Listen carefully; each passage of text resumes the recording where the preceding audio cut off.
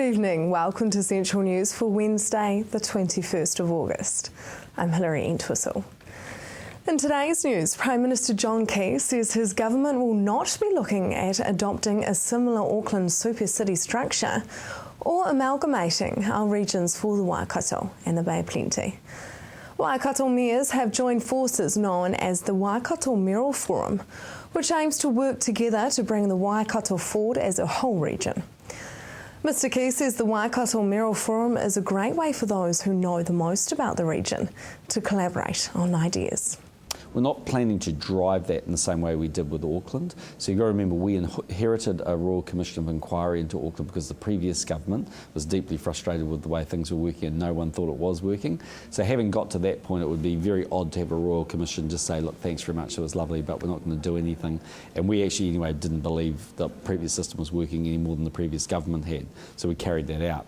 What we have done is change the Local Government Act to make it easier for communities to choose to amalgamate. So we're not saying that every region should be a super area or a super city. The Waikato needs to think about, okay, does it want to live in councils and would there be benefits of having consolidation? There are many ways to skin a cat, of course, and in your area, I know because I've met with all of your mayors at some point or another, they are constructively often working with each other. So their back office, they have shared services and different things. So it's not really for us to force it upon them, although there are some in local government that would love us to do it because they think it's the right thing to do, but politically hard to achieve. But our preference is to leave it in the hands of the voters. A contentious $2 million tsunami siren system is being put on hold while Tauranga City Council looks at refocusing its tsunami plan on survival. A series of civil defence advisors, scientists, consultants and engineers persuaded councillors to turn attention instead to creating a resilient community that will be able to look after itself and act without any official warning being given. Councillors were told the nearby site of a possible destructive tsunami at the southern Kermadec Trench could reach New Zealand in less than an hour in tsunami travel time, and New Zealand Civil Defence is incapable of assessing a tsunami warning and putting out an alert in time to give people any meaningful time to get clear. It is estimated it will take people on foot about 40 minutes to get away from the Papamoa coast, where a tsunami is expected to have the biggest impact. Now for our region's weather, Hamilton, your Thursday will start off with some rain, then showers and then clear in the afternoon. The wind will change to a northwest. Your expected high is 16 and an overnight low of 5. Tauranga raining too, but some will be heavy and it is said to be clear by the afternoon. Your expected high is 16 and an overnight low of 7. Just ahead, we discuss the GCSB bill with the Prime Minister.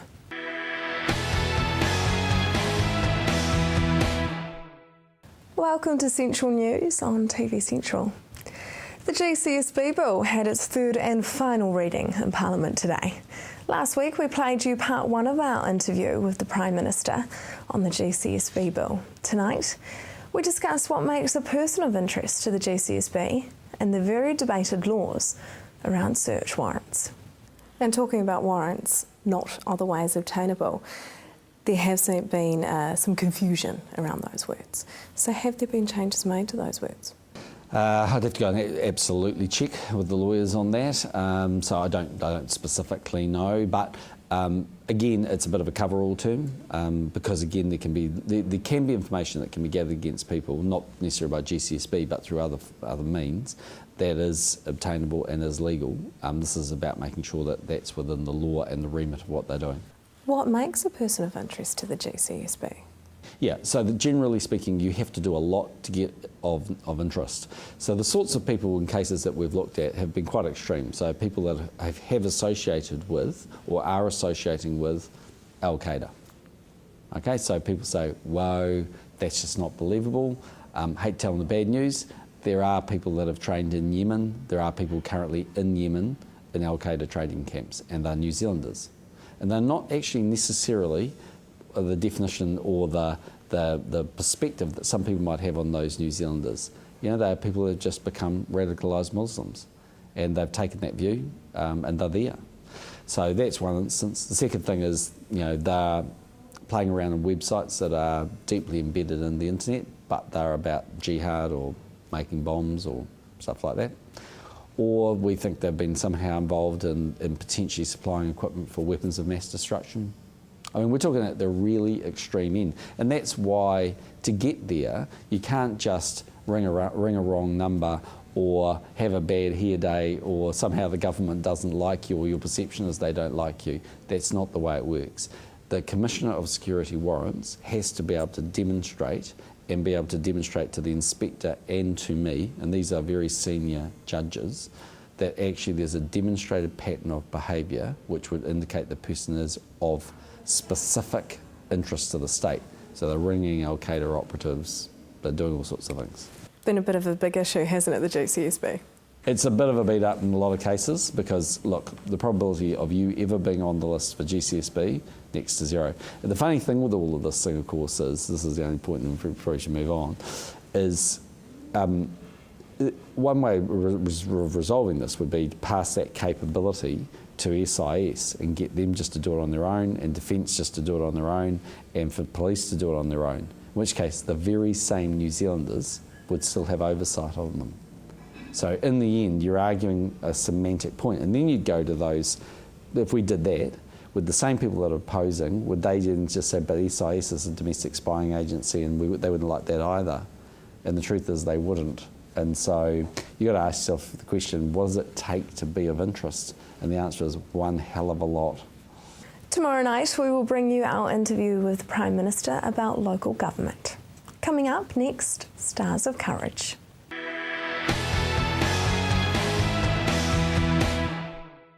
Welcome back.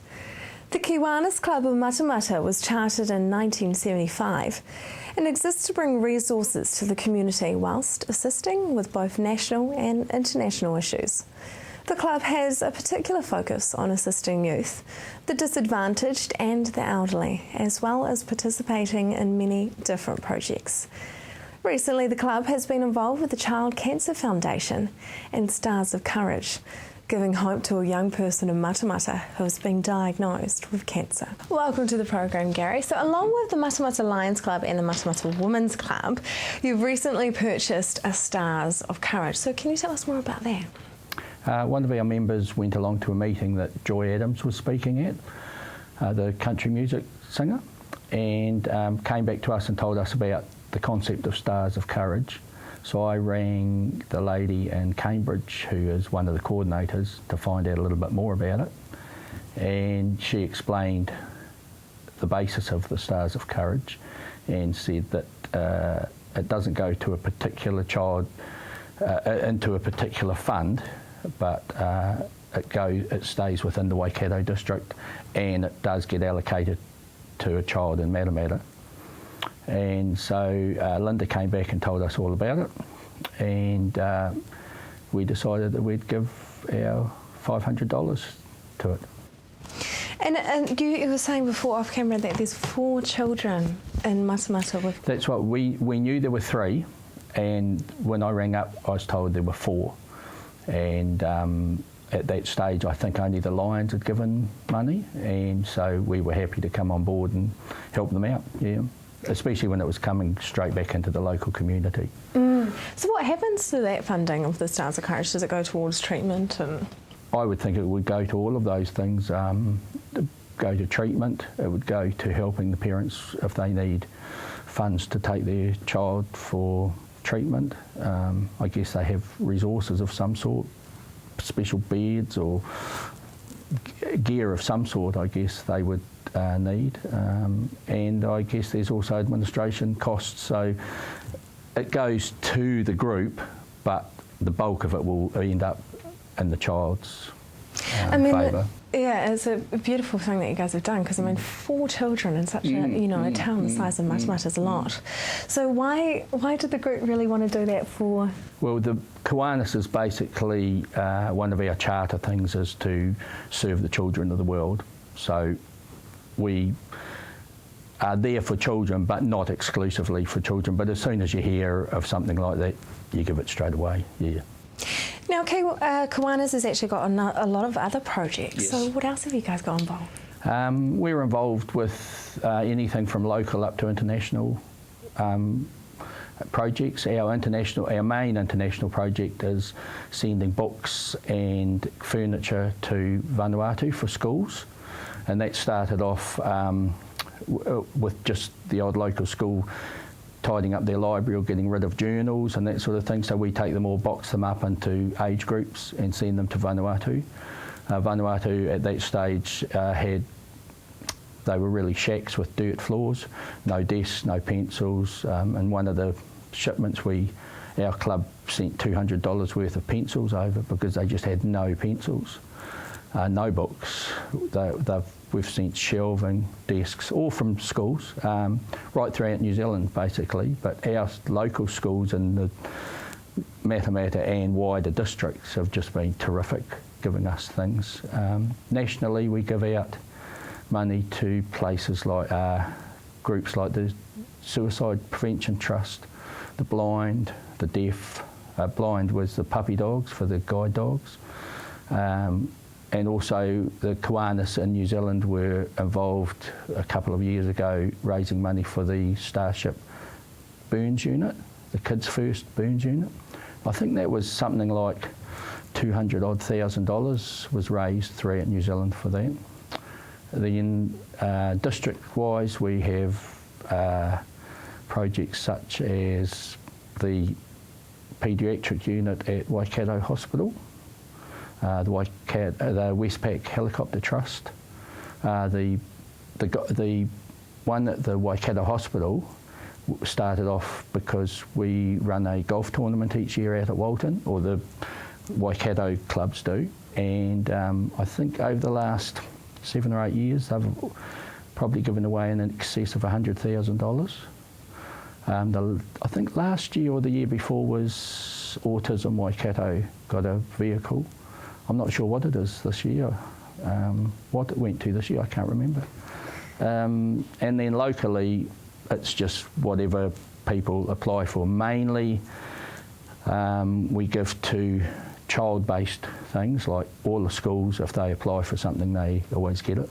And that could be resources for the children or courses to get people in to teach things to the children.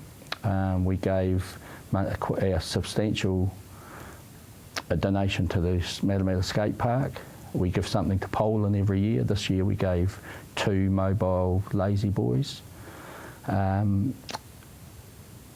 Friendship Circle, yeah, just all sorts of local groups. We've only got 13 members, and in the 10 months of this financial year from last October, we've given just over $21,000 back into the community.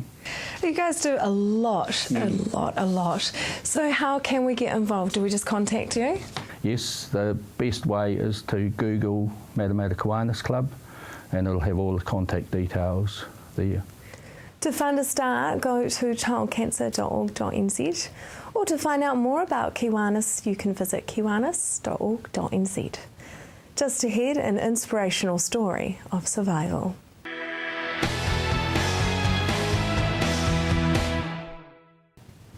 If you have just joined us, welcome to Central News.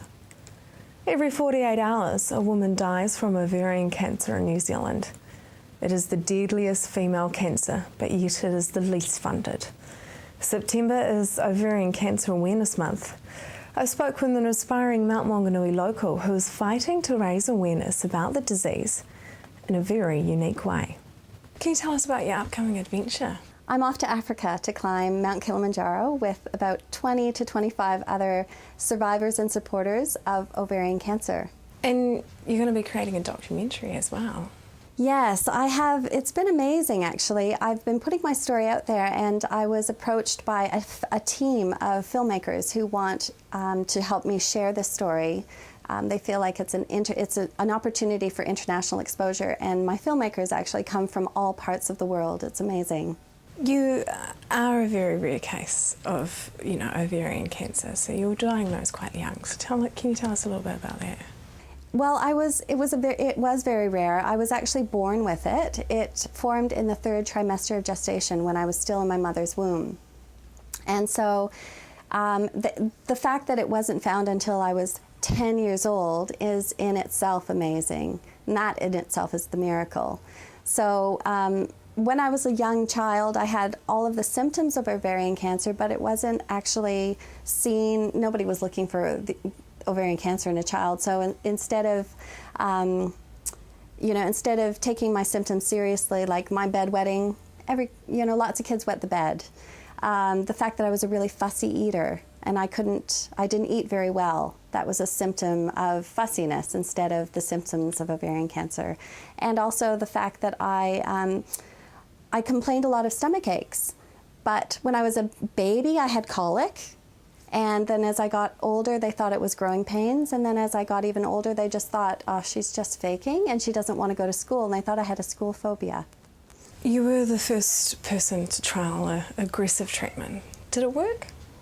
That's a really good question. Yes, I was the first recipient to trial the combination drugs that were introduced in Canada at the time. So at the time that I was diagnosed, there was no chance of survival. So my mom's only chance was to donate my body to science to help find the cure for lesser advanced cases, because the cancer was so advanced that it had pretty much permeated into my lymphatic system, and it was there were lesions on my liver.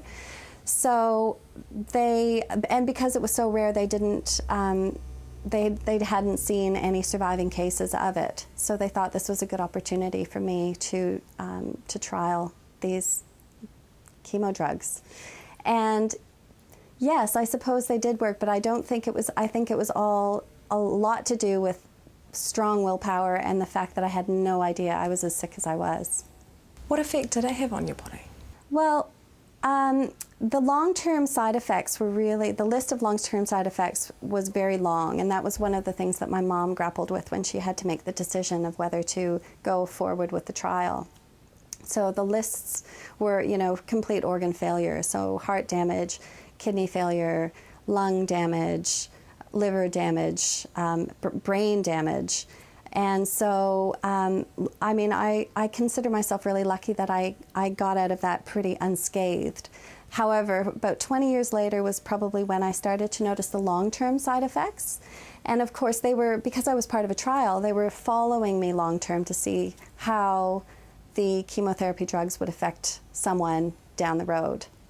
And so the first signs were really my blood pressure. My blood pressure would skyrocket through the roof. So it's called, they called it essential hypertension, which means that it doesn't have any known rhyme or reason. But then I'd get malignant flare-ups. So my blood pressure would flare up to ridiculous, like double the normal height. At the highest, it was 210/170, which is crazy. What are some of the effects of ovarian cancer? Can we get it when we're young, or is it better to be diagnosed earlier?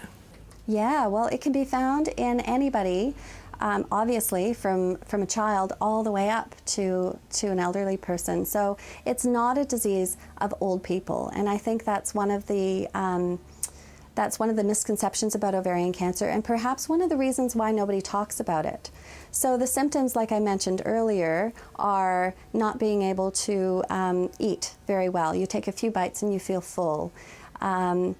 Changes in your urinary or any of your functioning down there, any pain, particularly at nighttime, and bloating. And we all experience bloating. So the symptoms are so vague, but it's consistently having all of those symptoms for a period of time that you have to be really aware of. What does climbing Mount Kilimanjaro symbolize? Well, gosh, when I was asked to do this climb, instantly I knew in my heart that I wanted to do it. It was an important phase, the next phase that I knew that I was looking for, because I love the metaphor of Kilimanjaro. I just think that, it's the perfect metaphor for anybody who has been told that they've been diagnosed with cancer. That mountain just seems impossible. And how are you going to do this? But then, what are your options? You can just decide not to climb the mountain, or you just find the strength and you get a whole bunch of support around you and you just start taking those first steps. And not everybody gets to the top. but that's not, you don't, just because you may not get to the top doesn't mean that you're not going to try. And that's what I want to do. I want to try to get to the top. So you're also writing a book as well?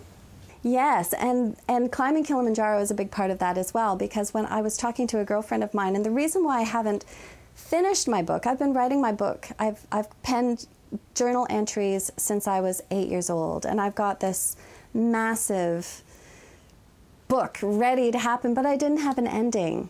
And then when I was asked to do Kilimanjaro, I was speaking to a girlfriend of mine, and she said, now that's the ending.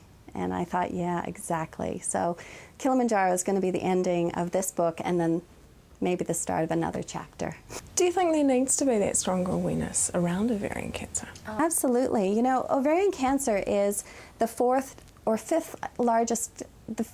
biggest killer of women. And of all of the cancers, it's the least funded.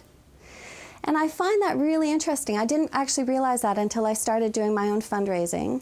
And, you know, it's one of those cancers that people don't talk about. People just, I don't know whether it's because they think it's a death sentence, and so what's the point of raising money for a disease that nobody survives? I'm not quite sure, but I do know that women need to understand the symptoms, because when you're diagnosed with ovarian cancer in stage 3 and 4, your chances of survival are less than 20 to 30%. But if you're diagnosed in stage 1 and 2, your chances of survival are 90%. It's a huge jump, and so awareness is really the key. If there is one thing that you could tell, you know, women of New Zealand, what would that be? I would tell women of New Zealand that, first of all, this country is such an amazing place to be. And I think that if anybody has ever been told that there's no hope, you should always look for a second opinion, because there's always hope. And when you feel like there's no hope left, get out there and go for a walk and enjoy the beautiful sea air. You can keep up to date on Tracy's quest on Facebook under Tracy Pepper's Expedition of Hope. That is the news for today. We really want you to be involved, so like us on Facebook. Let us know your views. If you have news including your own video and photos, go to our website and hit upload. Thanks for joining us. I will be back tomorrow night with more guests from and around our regions. I'm Hilary Entwistle. Have a lovely evening.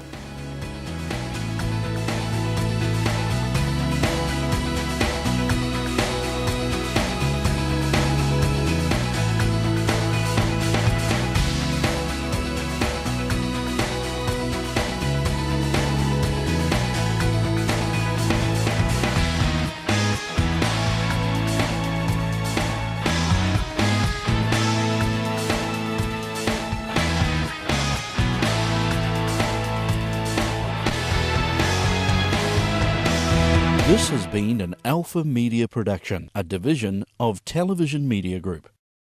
Supporting local content so you can see more of New Zealand on air.